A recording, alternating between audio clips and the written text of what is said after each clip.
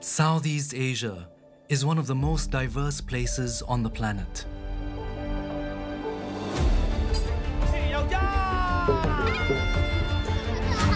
With so many different cultures and religions, all living side by side.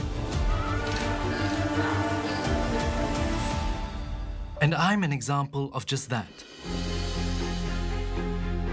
My name is Peter Lee. I'm a Singaporean scholar of Peranakan descent, Chinese with a dash of Malay blood. I celebrate being mixed up. It's right in my DNA. My passion is collecting artifacts that offer a fresh narrative. It's a European fairy tale, but it's depicted on a batik from Indonesia. How wonderful is that?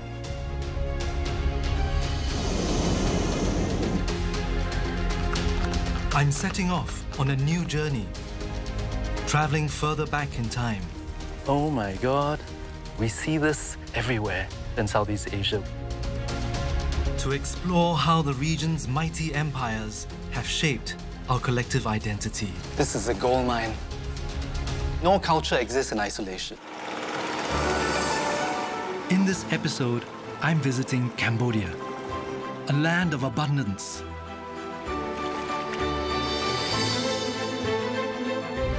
A 1,000 years ago, the Angkor Empire founded one of the most sophisticated cities in the ancient world and built the world's largest religious monument. They were masters of bringing stone to life.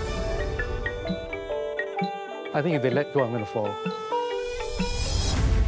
I'm exploring how the Angkor Empire dominated Southeast Asia for 600 years. A male ascetic cutting his own fingers into the fire. As the most powerful civilization of the medieval age. That was really fun. To see what remains of a great people. Just look at the size of them.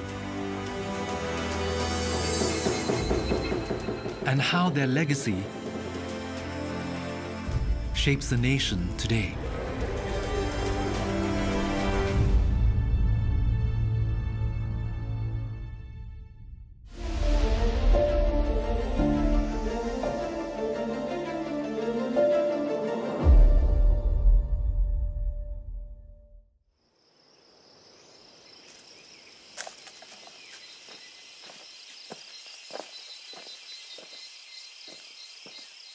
I'm visiting Phnom Kulen.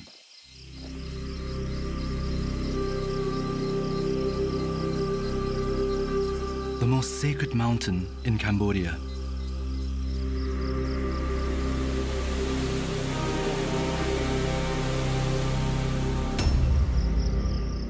For centuries, this has been an important pilgrimage site for the people here.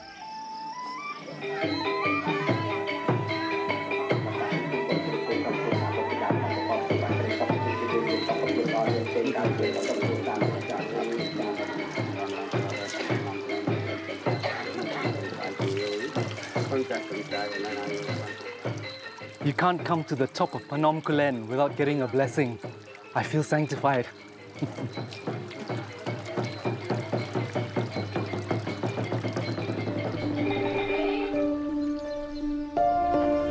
This mountain is such a spiritual place because legend has it, it was where the great Angkor Empire was born 1,200 years ago. Wow! Look at this amazing view.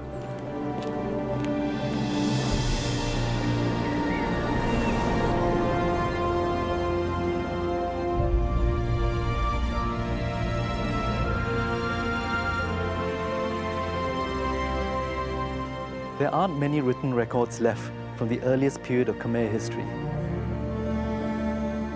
But a stone inscription discovered in the late 19th century tells of a Khmer prince who spent many years in a foreign land described as Java.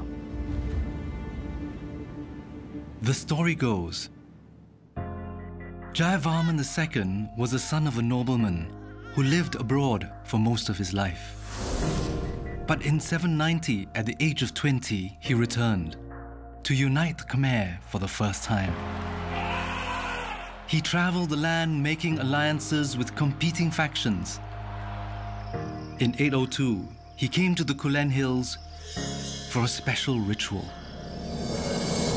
to proclaim himself the Chakravartin, or ruler of the universe. And this was the universe he ruled. A 1,000 square kilometer plain on the edge of Southeast Asia's largest lake.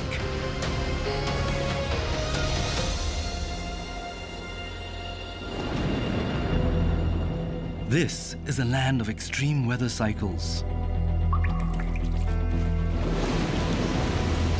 In the monsoon season, between May and November, water levels can rise over 10 meters. But for the rest of the year, drought takes hold, and temperatures can soar to 40 degrees Celsius. Because of this, water became the focus of the ancient Khmer.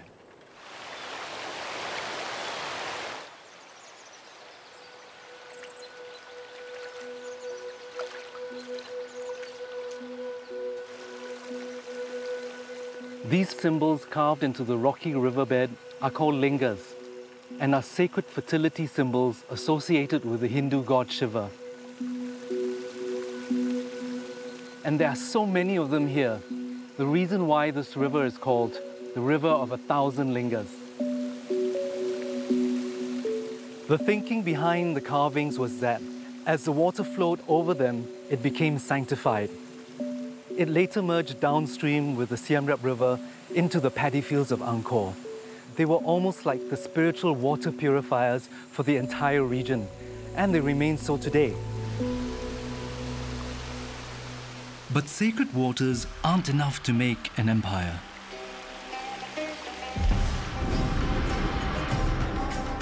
To succeed, Angkor needed a stable supply of food. And the solution was an amazing strain of rice. To find out more, I'm helping in a paddy field with some good old-fashioned weeding.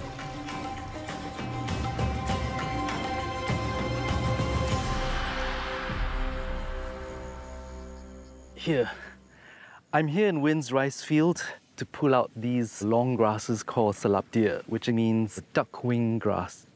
Salaptia niវាមានគ្រាប់ច្រើនវាទុកដោយគ្រាប់ច្រើនយើងត្រូវដកវាចាញ់បើយើងមិនដកទេពេលយើងប្រមូលផលមកគ្រាប់វាបន្តពូជទៅទៀត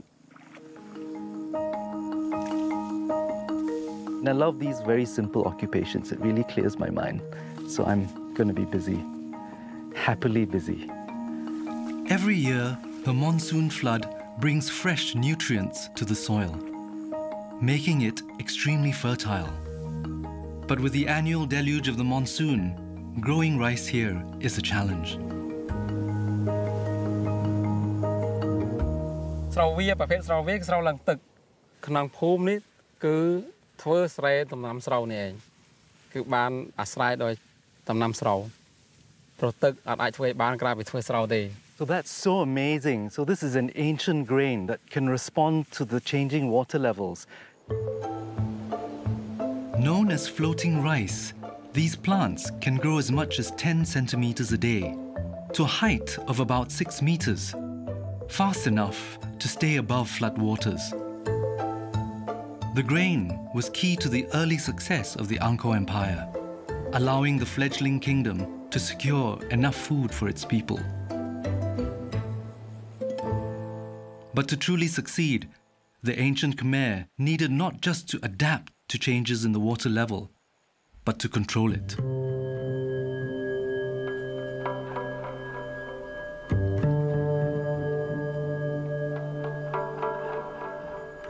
This is the West Mebon Temple.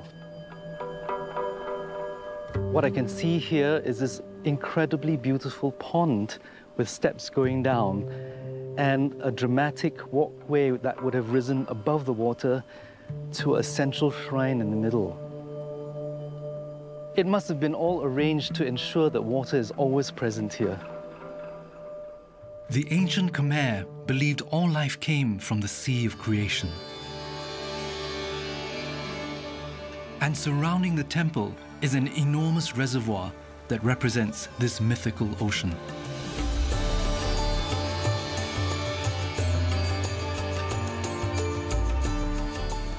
Built in the 11th century, the West Barai is over 2 kilometers wide and 8 kilometers long, making it the biggest hand-cut reservoir in the world. 1,000 years on, it still holds close to 50 billion liters of water, which is used to irrigate the area's crops. It's a remnant of the ancient Khmer's engineering mastery that allowed them to wear their yearly droughts. The West Barai was part of a hugely complex system of canals and reservoirs that fed into the city of Angkor and its rice fields. The result was a quadrupling of the grain harvest, which was transported along canals and rivers to the furthest corners of the empire. The result was food security and a surplus of rice for trade, which became the economic foundation of Angkor and propelled the empire into greatness.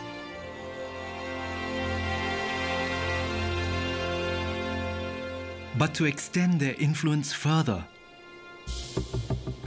Angkor needed a more direct means of transport: roads. This is a 1,000-year-old pathway.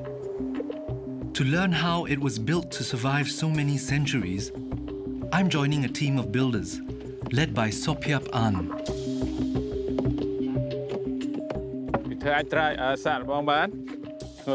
Okay.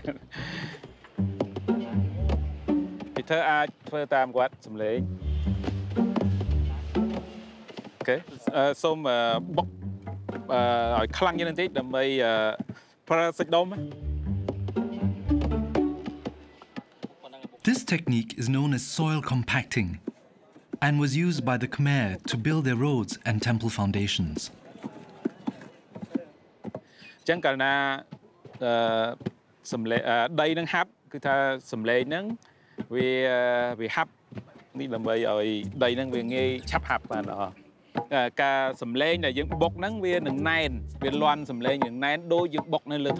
Okay, so I have to keep pounding until I hear this brighter, more solid sound, right?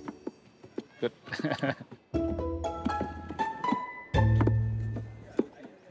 This technique allowed Angkor's roads to withstand the contraction and expansion of the soil during the dry and wet seasons.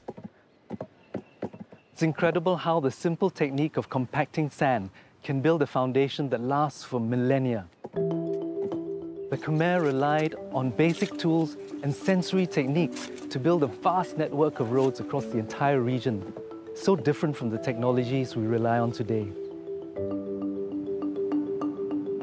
By the 11th century, Angkor's kings had built an extensive network of roads, some of which are still used today. I'm traveling on a dirt road on this charming ox cart, which has been used for about a millennia here. The road is as straight as an arrow, just like the great Roman roads in Europe. I can see endless rice fields, water buffaloes, and it must have looked just like this in the Angkor period. This was the superhighway of that time.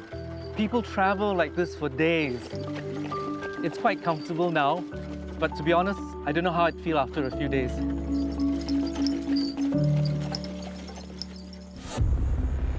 Six main arteries stretched for over 1,000 kilometers. To the west, to modern Thailand, an important salt-producing region. To the north, to the access point of the Mekong River, where rice and fish were traded with neighboring kingdoms. And east, to the old capital, an important center of learning. This network of roads helped to extend Angkor's political power and cultural influence across the region. But to become a true regional powerhouse, the Angkor Empire first needed to overcome the largest annual flood event brought about by Southeast Asia's largest river.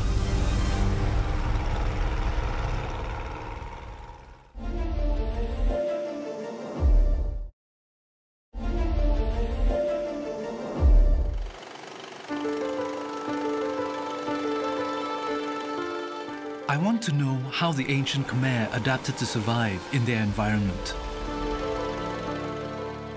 Near the ancient capital of Angkor lies Southeast Asia's largest body of fresh water, Tonle Sap Lake. I'm helping fisherman Thai to check his nets and bring in his catch.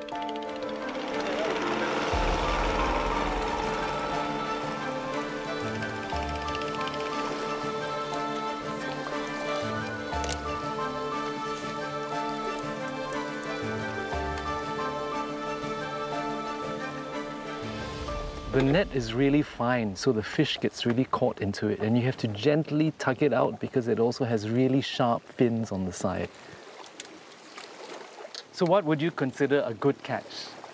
5 គីឡូ 1 គីឡូ បើយើងដាក់មកយកវាភ្លឺឲ្យបានពេញមកនេះអត់ខ្យល់អត់អុយព្រឹកឡើងដោះទឹកធំត្រីវាសម្បូរគឺអត់ព្រោះត្រីវាឡើងមកមានពីណាពីណីមកវាចេញមកយើងអ្នកស្រុកកំពង់ឃ្លាំងខឹមតែត្រីដើម្បីចិញ្ចឹមកាពៀ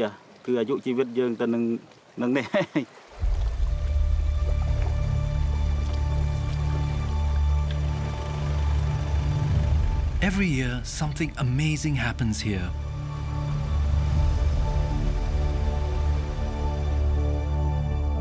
The monsoon floods the country and expands the lake to 5 times its normal size, flooding over 7,000 square kilometers. Then, in the dry season, the flow of water reverses and the lake empties back into the Mekong. This annual ebb and flow has seen the lake nicknamed the beating heart of Cambodia.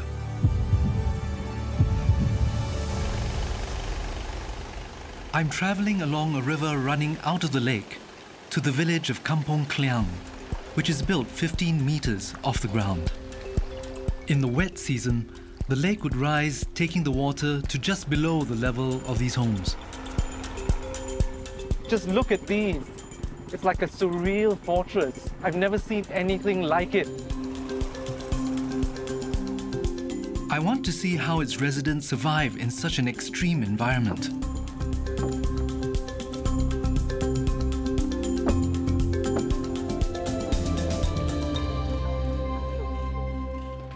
Oh my goodness.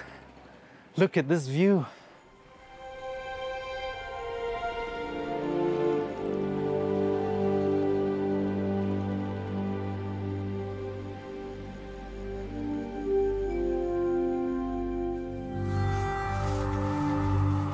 Kim Hyang's family makes a living from shrimp.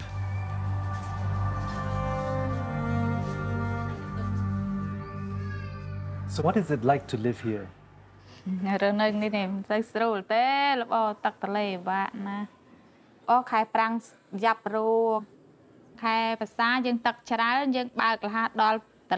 So your happiness is dependent on the water.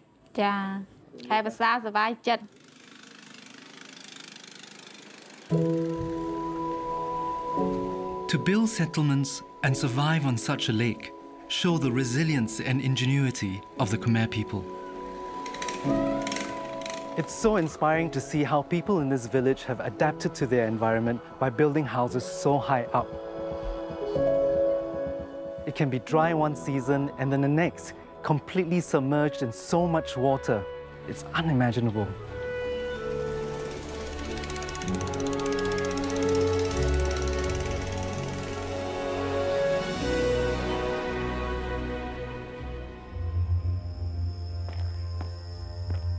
As the ancient Khmer thrived, they built a complex society. To find out how, I'm at a site built by Angkor's greatest king, Jayavarman VII.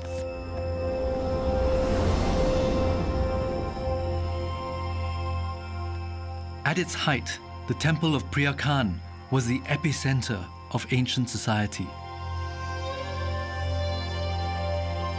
It was a place of learning, but also linked to administration. An inscription found here states that almost 100,000 public servants donated goods and services to the temple to ensure the smooth running of the empire. Polly is an archaeological architect who is overseeing the restoration of the temple. នេះគឺជាការងារជួសជុលគ្រុឌនៅក្នុងប្រាសាទប្រខំនៅទីនេះយើងក្រុមការងាររបស់យើងគឺកំពុងតែជួសជុលគ្រុឌរលំចុះក្រោមគឺសត្វនេះជាតំណាងសន្តិភាពគឺខ្ញុំពេញចិត្តណាស់រូបចម្លាក់នេះ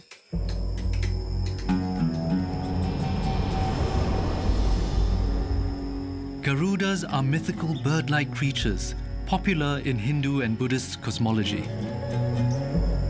72 of these winged guardians protect these sacred grounds. Jayavarman VII, who built this temple, came into power over a divided empire and used it as a center of administration to reunite his people and restore order across his lands. Polly lets me have a go at carving my own piece of Angkor history. យោនេះហើយមើលរៀងដែលណានេះជ្រុងមិនជ្រុងអញ្ចឹងមើលដែលវាខ្ពស់ទៅដាប់ចេញអញ្ចឹងយើងមើលតាមពីលើដល់ក្រោមអញ្ចឹងប៉ុន្តែរក្សាជ្រុងនេះយើងត្រូវប្រយ័ត្នតិច Can I try? Yeah. Yeah. Yeah. I hope I don't break something. Like this? Yeah. You actually get quite good control. Yeah, this is a perfect tool.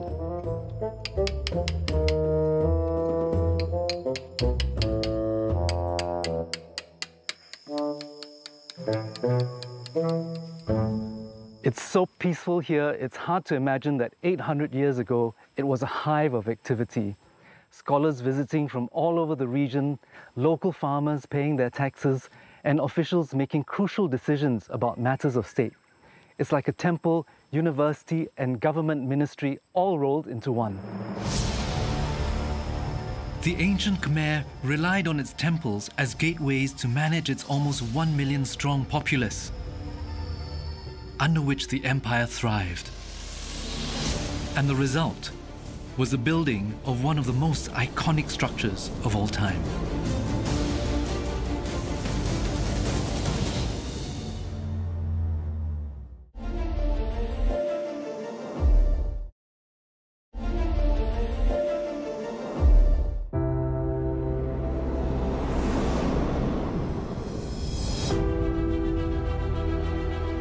I'm exploring the rise of the Angkor Empire, and at last, my journey brings me here. The largest religious monument in the world, Angkor Wat. Built almost 900 years ago, the temple's design mimics the Hindu universe, with the 5 towers representing the peaks of Mount Meru, home of the Hindu gods, under which it's said King Suryavarman II was laid to rest in 1150. I've been here so many times, but it just never ceases to move me in this very deep way. Surrounding the temple is an enormous moat that symbolizes the Hindu sea of creation. But it also holds a secret that helped the structure withstand the cycle of flood and drought. To learn more, I'm speaking to archaeologist Socrates who has studied this feat of architecture for 20 years. This moat is so beautiful and it is so huge. Can you tell me more about it? Yes, you are right. It's beautiful in landscape, but also they are practical. The moat as the mean to decrease the pressure push out from the heavy structure. Without this moat, Angkor Wat will collapse. I find that so incredible. It just looks like this very beautiful lake, and you'd never imagine that it had this really important function. But it wasn't just masterful engineering that made this megastructure possible. We have enough population, enough economic, enough resource, and human capacity. So all these things combine at the right time to create this incredible monument. Yes. Angkor Wat is an engineering masterpiece.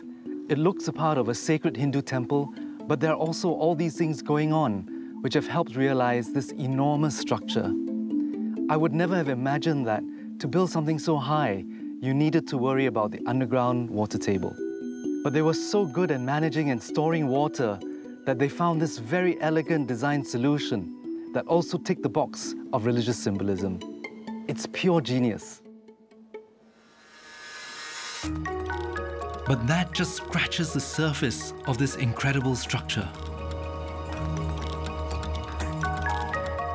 Inside the compound is further evidence of the ancient Khmer's artistic skill. Decorative stonework and vivid carvings that bring the past to life.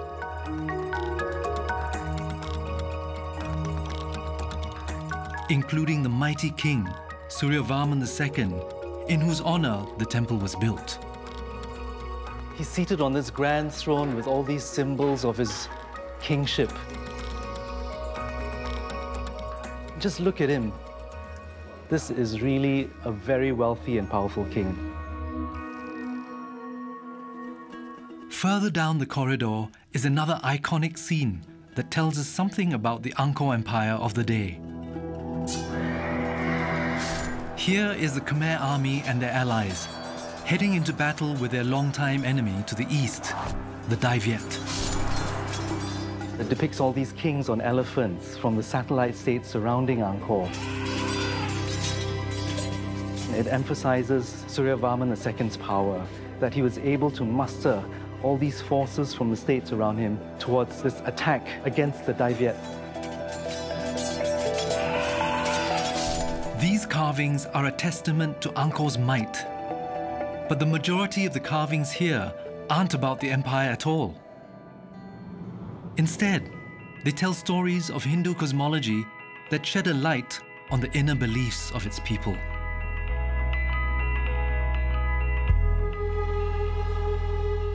Now, this is simply spectacular, possibly the most iconic bas-relief in Angkor Wat. This is a massive 49-meter heavenly tug-of-war between good and evil. Above, look at all these apsaras or celestial dancers springing out from the ocean. There are more than 2,000 apsaras carved into the walls of Angkor Wat. Images that have found new meaning in modern Cambodia.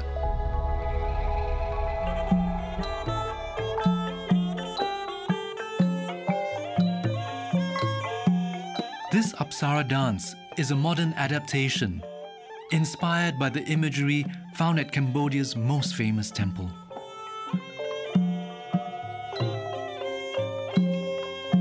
This is really stunning. It's as though the carvings have come to life. Wow.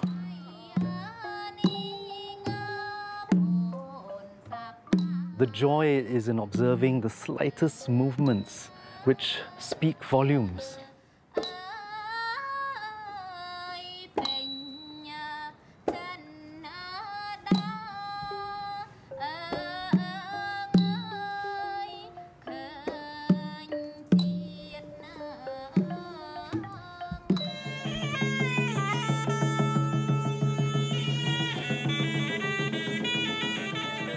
While the original dance is said to have begun in the 7th century, the closest we can come to it today is through these modern reimaginings.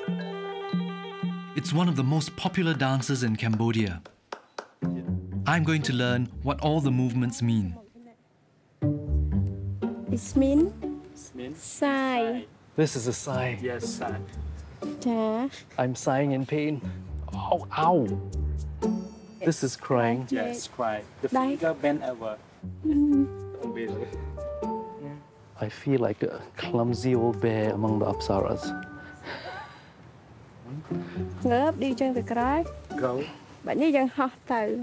This is Mình fly. ta ho. Oh, this is flying. Yes, flying. Oh, Flying.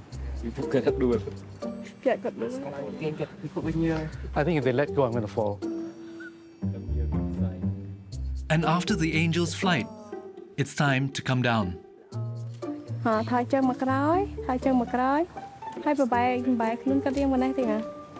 So this is arriving, the final pose. We've landed back to Earth. That was amazing. Thank you. What I've learned is that it's very difficult. បាំនេះមានសារៈសំខាន់ណាស់សម្រាប់ពួកខ្ញុំដោយសារពួកខ្ញុំគឺជាអ្នកដែលស្រឡាញ់វប្បធម៌និងចង់បន្តវេនទ្រទ្រង់សិល្បៈខ្មែរមិនចង់ឲ្យបាត់បង់ Thank you so much. Thank you អរគុណ អរគុណអរគុណច្រើនចា Thank you. អរគុណ What's so interesting is how important this was for modern Cambodians to create a national identity based on Angkor that everyone could rally behind.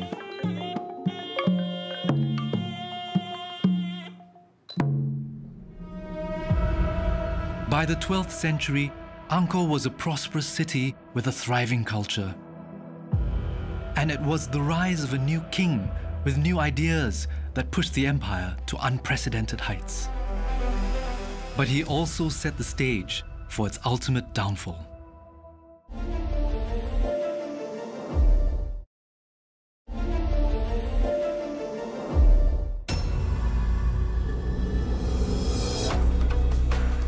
I'm exploring the last chapter of the great Angkor Empire.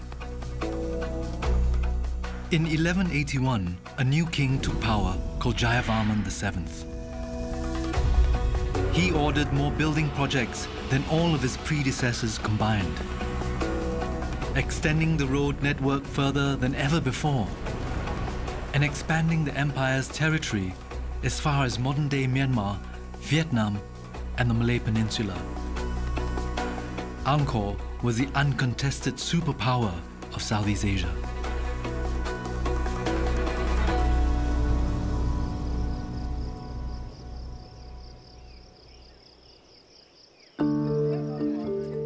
I'm at the Bayon Temple, built by King Jayavarman VII.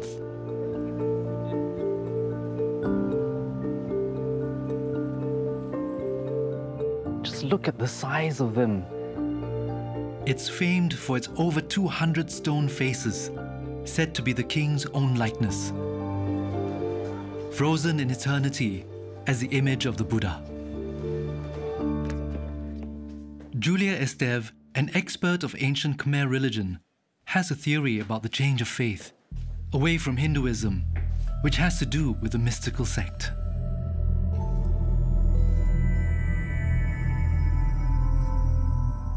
Tantric Buddhism is a secret path that is very strongly populated with secrecy, magic, forbidden behavior to become enlightened while alive. So here, for example, we can see a male ascetic cutting his own fingers with a knife Yes, I here can see that. into the fire. This could be, yes, a very good illustration of these taboo behaviors that Tantric Buddhism is practicing.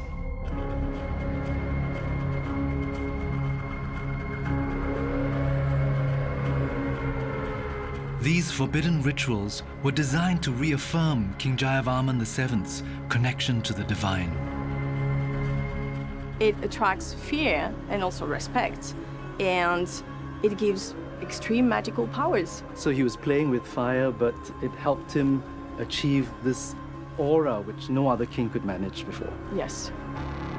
Jayavarman VII built this magnificent temple with these faces, one of the most recognizable images of the Angkor Empire, in order to enhance his claim to power. The king put himself as a god of a new kind of state religion, full of rituals, mantras, and magic. It was a very clever tactical move, and it worked.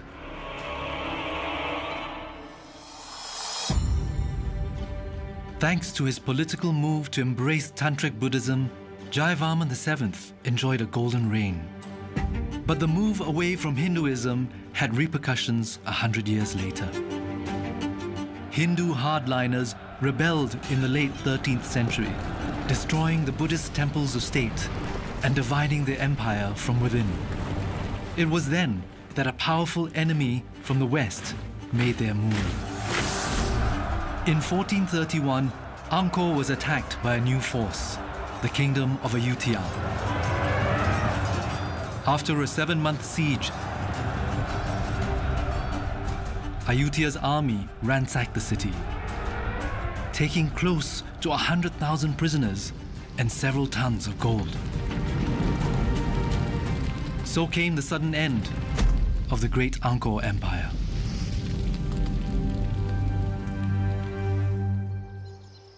But new research is showing that this was the final blow in a long decline. Many of the records throughout Archaeologist Miriam Stark is looking back in time for clues about life here in the 13th century, the closing years of the Angkor Empire. So you take a trowel, Okay. and you can scrape around the back here, and around the front, very gently, and see if you can expose this. Try not to break the shard. That's right. I promise. Doing a good job there.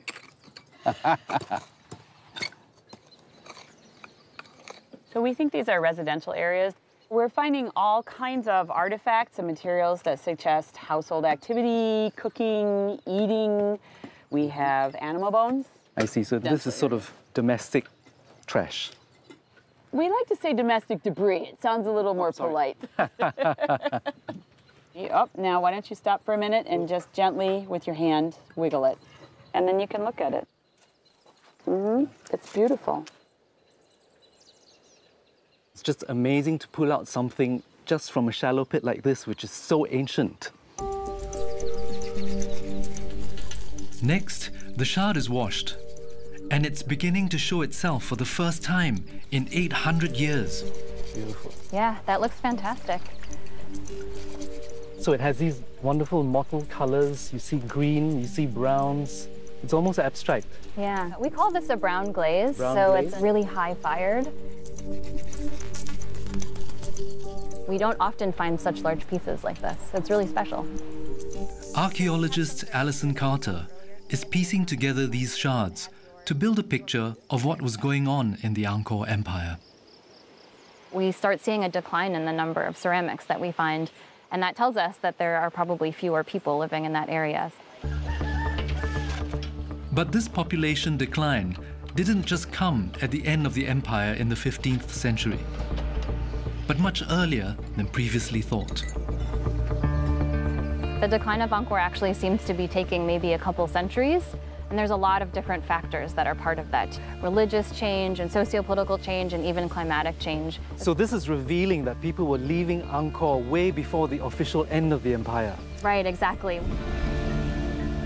As ocean-going technology improved, maritime trade between China and India increased, pulling economic activity and people away from Angkor. With less people and money, the city's elaborate system of reservoirs and canals filled up with silt and became ineffective, leaving Angkor devastated by 2 mega droughts, each of which lasted decades.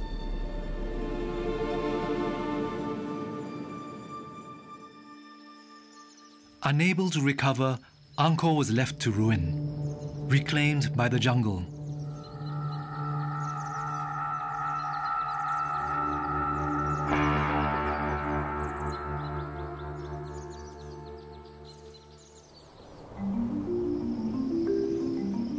But after its rediscovery in 1860, the city of Angkor has been given a new lease of life as the heart of Cambodian identity. It's Southeast Asia's biggest tourist draw, visited by over 2 million people each year. This is putting a strain on the city's resources and bringing a whole new problem: litter. But its residents are coming together to conserve their symbol of national pride.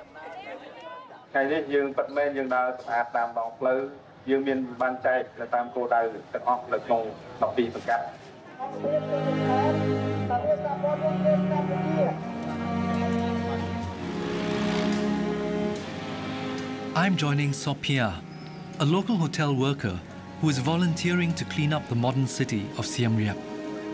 Straw. A lot of straws. Plastic spoons. Oh my God, a battery. It's quite fun to be out here and I love cleaning up, so this is really my kind of activity. What do you think about clean-up projects like this? I think we must do it every day and every week.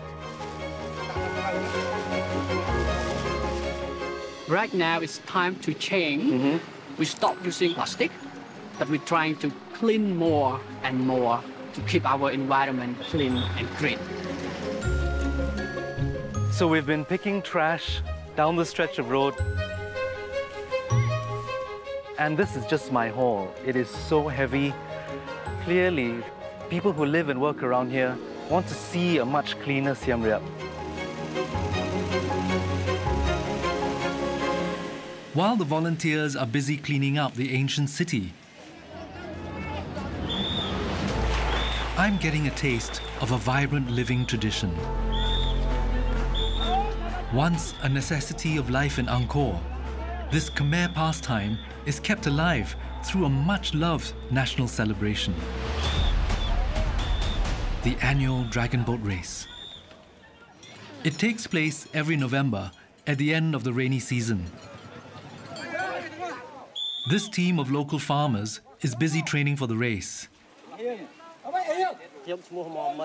Their captain, Momek, is giving me tips on how to paddle like a real Angkor man.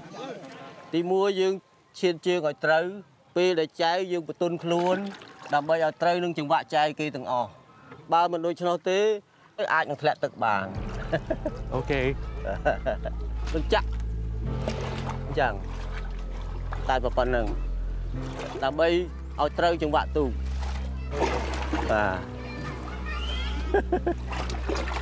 So basically, follow instructions, keep the momentum, and don't fall off.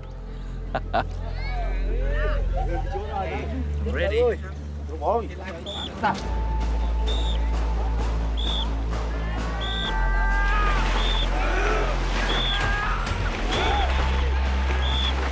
This unique paddling style was a technique used in battle by the ancient Khmer army, giving rowers more power.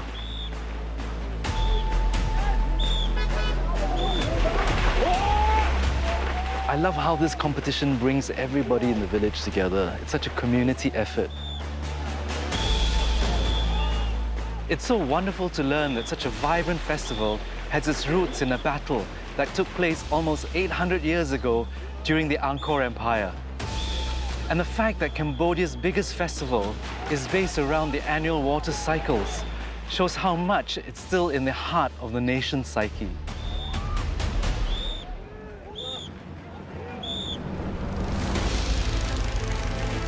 I've seen how, for eons, life in Cambodia has been defined by water. And the ability to store and control it enabled the empire to grow and flourish to unprecedented heights. The Angkor Empire found itself in challenging conditions. On the edge of floodplains, where water levels could rise as much as 10 meters high. But these harsh conditions also primed their skills to survive and build dazzling structures which remain to this day. While Angkor has become a world icon of Southeast Asian history, to the Cambodian people, it remains a beacon of their past glory. on which they build their modern identity and nation.